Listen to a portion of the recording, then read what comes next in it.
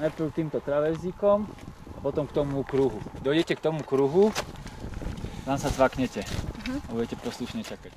A ja keď som urobila tie prvé 2 kroky, ja si hovorím, toto ja nemôžem dať, že akože toto je proste absolútne nepriateľné pre mňa. Ja som sa cítila, že kráčam ako keby po mesiaci a nikdy som po ňom nekráčala.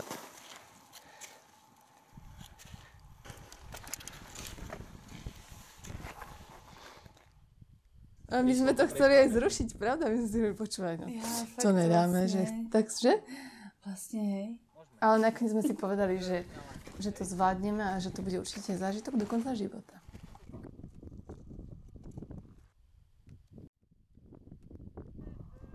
Na takom opustenom mieste, kde chata vlastne slúži ako maják, v doline, kde je len sneh a ľad a skaly, to bude kultúrno-spoločenská akcia na rysoch, že to nebude len nejaká bohapustá lyžovačka.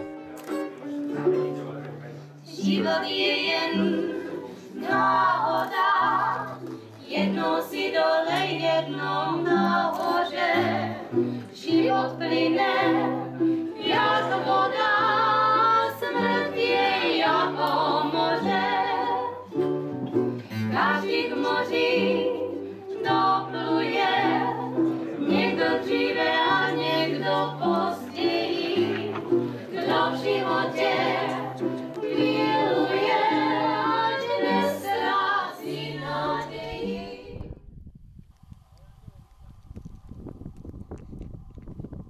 Zabezpečili sme im snežnice, mačky a baby nevediac do čoho idú, proste vyrazili na chatu. A vlastne to bol šok, aj taký dlhotrvajúci šok.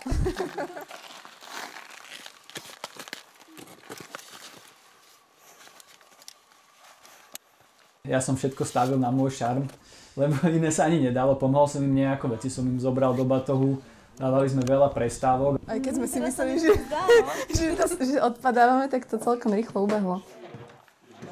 Áno, tak teda vítajte na chate. Ďakujem.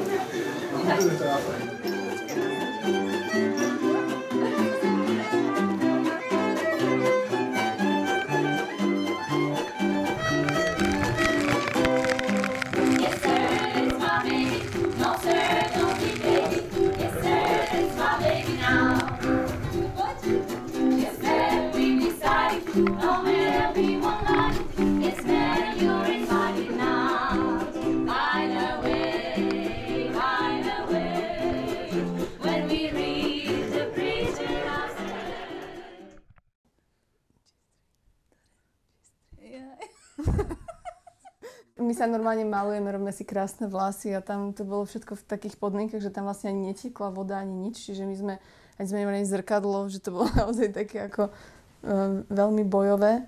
Ale našťastie sme hrali v prítmí. Neopúšťaj prach. Ľudia robia praviny, podceňujú laviny. Desatky viek urazia, do hor pešov vyrazia. Poďavujú sa do diaľky, na nohách len sandálky.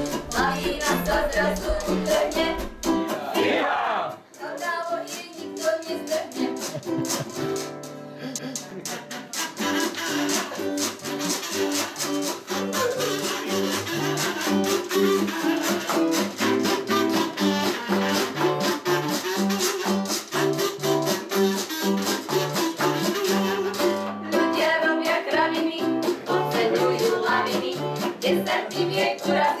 Do hor pešov vyrazia, vydajú sa do diaľky, na nohách len sandálky, lavína sa zrazu utrhne. Sandálky nikto nezdrhne, lavína sa zrazu utrhne. Sandálky nikto nezdrhne.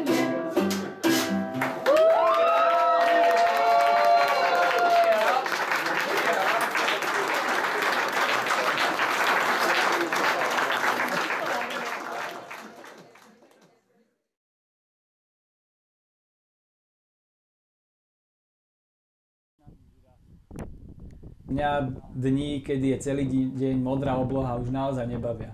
Najcennejšie je, že keď celý deň alebo väčšinu dňa si v nejakom zlom počasí a zrazu sa ti vyčasí, dostaneš sa na tú hmlu keď sme šlápali na ten Kôprovský štít, chvíľku sme aj stratili nejak smer, že sme nevedeli, že kade, lebo v tej hmle na tom bielom podklade sa veľmi ťažko orientuje. No ale zrazu sme vyšli na tú hmlu a slnečné lúče nám začali svietiť do ksichtu a mňa chytila nejaká eufória v danej chvíli a už som si šlápal po hrebení, mysliac si, že Kôprovský štít je tu len za rohom a som už hore a že už sa budem celý deň len opalovať, vytešovať sa.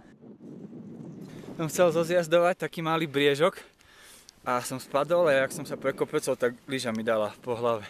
A možno aj hranou, takže asi to teče jak zo svine. A Paolo sa ma pýta, že či som v poriadku. No, že som v poriadku. No a v tej chvíli hneď vyťahol kameru a začal to všetko natáčať. No a krv nejako zaschla, zamrzla, neviem to nejako ja popísať. Vytvorila sa určite krvná zrazenina, no a ja som ti bol v tej chvíli zrazu v pohode. Krvavý pulec. Porval jsem se s medvědem. A to neteče, to už je zaschnuté. Hej? Keď už neteče, jebem na to. Nemám čas. Mali sme vymyslené, že zlyžujeme takým žlabom, ktorý asi tú sezónu úplne zhora nikto nešiel. Bol tam taký nafúkaný prevej, no ale mne sa to v tej chvíli zdalo byť úplne v pohode. No ale jak som sa ti ja do toho blížil, tak Paolo mi hovorí, že si to radšej rozmyslí, bol taký... Ser na to.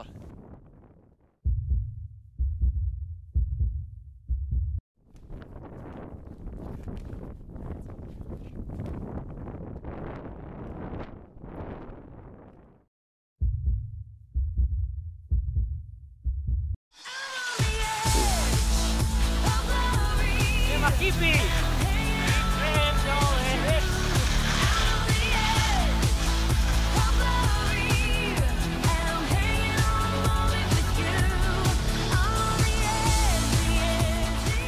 So zaschnutou krvnou zrazeninou som si to pustil dole tým prevejom a vyšlo to. Proste som si to tam tak nejako vybral, kade pôjdem a išiel som.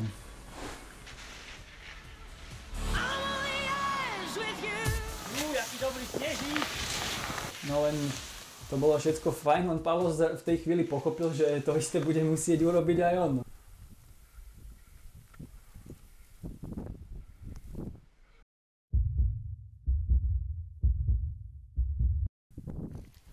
Môžeš!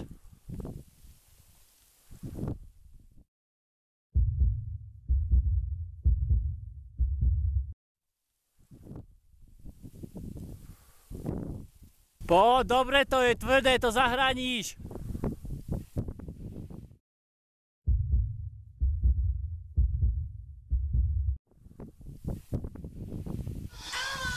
Bomba. Poď.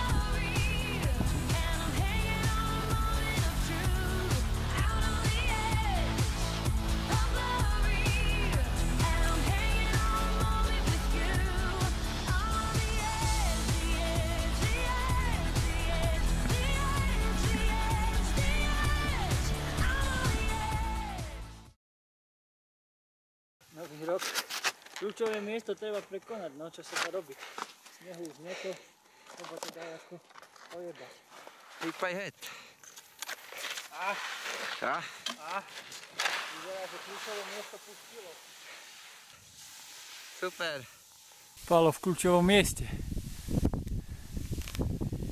Bojuje. Vyzerá, že už to vybojoval.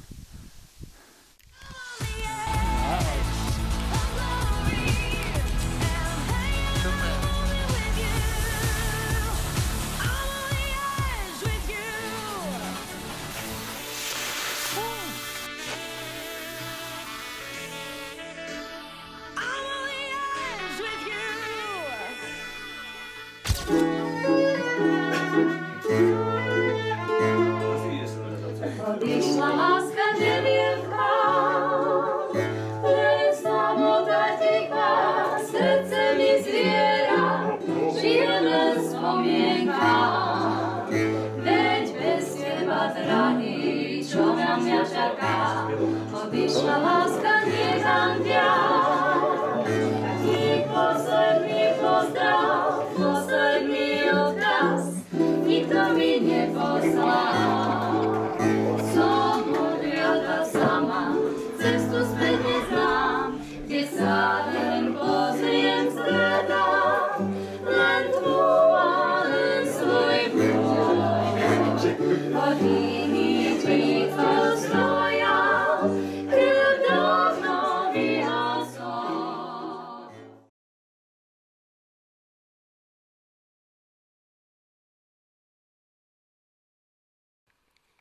Roman je výborný skialpinista a jeho zavolať na niečo obyčajné by vôbec nepripadalo do úvahy. Ten výlet na Krivaň bol super v tom, že ten východný žľab z Krivania nikdy nelyžoval. No a ja som sa cítil taký dôležitý, že je to moja domáca pôda, že ja im to ukážem. Tu som vyrastal, pozri sa tento strom, že všetko poznám. No a výlet sme si spríjemnili ešte tým, že som každému dal malú hrúdku soli do batohu. Dostali sme malinkú hrudvočku soli o váhe asi 5 tón, ktorú sme samozrejme nesli ja a Paľo, a nie Luky. Luky bol vodca, ktorý udával tón chôdze. To znamená, že my sme trpeli. Akože sa im zdala byť nejaká ťažká, ale taký je život v horách. No tak vo Vyšnej priehybe si dodnes kamziky lížu papule, akú dobrú sol tam dostali a z jarabiny ležia hore brúchami. Takže ja si myslím, že dobre sa stalo. No a chalani to tie 2 hodiny do Vyšnej priehyby vydržali.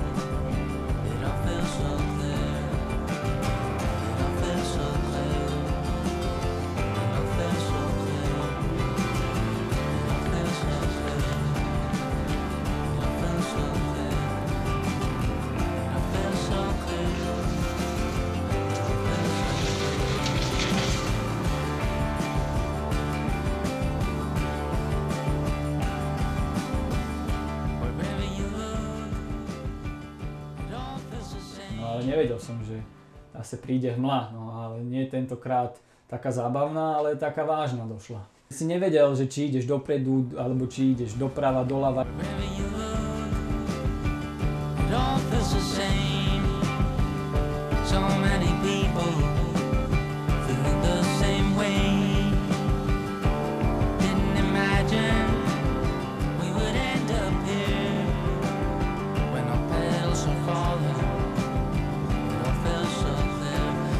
Predsa viem, kde som, viem, kam mám ísť, idem predsa stále rovno dole klesám. Luky nám sa ukázať vlastne miesta, na ktorých vyrastal. Vykvedenie na západe, toto Dorinky, na východe Srbské. Na východe Srbské. Tak to ukazuje potom na úplne. To nevadí, ak to ukazuje rovnako, tak to tak nie je problém. Dobre, takže tých 80 takto. Dobre, 80 a držíme 3-4 minúty, čekneme azimút. Je, že prekročíte rýchlosť niekto. Nás tu horská polícia spokutuje. No poďme skúsiť šťastie. Dobre. V tom istom mieste, kde sme začínali. Jak úplný debil. No a teraz sme Vážeckou dolinou zlyžovali na jamu.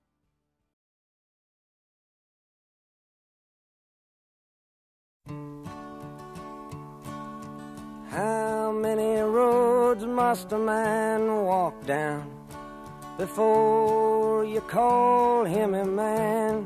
Je dobré mať nejaké sny, nejaké ciele a stanoviť si, že niečo by si chcel v tých horách dokázať a niekým sa inšpirovať. A pre mňa tá inšpirácia, či už v zime alebo v lete, je Vlado Tatarka.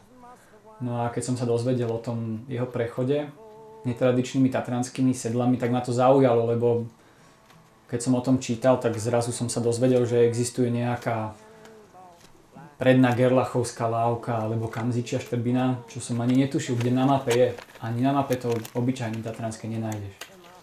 Až keď proste som si zaumienil, že začnem postupne niektoré sedlá chodiť, tak som prišiel na to, že to vôbec nebude jednoduché, čo je len časť z Tatarkovho prechodu zopakovať. Takže ale postupne, krok za krokom, vďaka výbornej partii chalanov sa mi podarilo niektoré sedlá prejsť a koncom sezóny nadišli podmienky, že sme sa rozhodli to skúsiť. Yes, and how many years can some people exist before they're allowed to be free? Ale s Tatarkom sa nedá porovnávať. Tatarka proste celý svoj život žil v horách. O mnoho podrobnejšie tie Tatry poznala. A v 86., keď lyžoval na 190 cm lyžiach, ktoré museli byť ťažké jak sviňa. Ďalšia bránka, posledné sedlo prvého dňa. Už keď sme boli tu hore, už sme vedeli, že je dobre. Ale aj ten pohľad na druhú stranu už teraz, jak si na to pamätám, viem, že proste, že sme mali na mále. Tá dračia bránka nás hodne potrápila a ten koniec toho bol naozaj ťažký.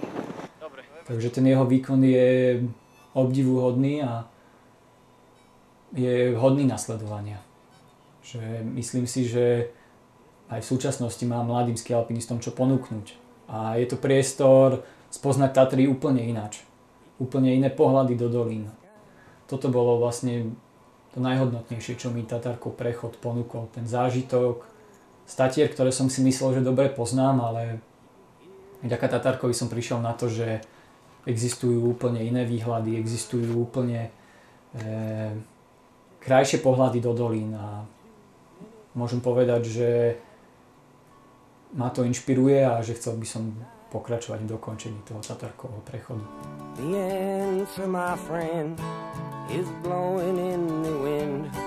The answer is blowing in the wind.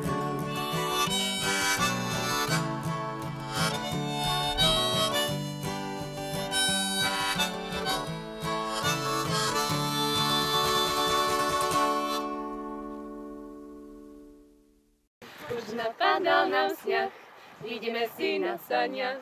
Nuž zapriahajte hneď, koníček náš smelo leď.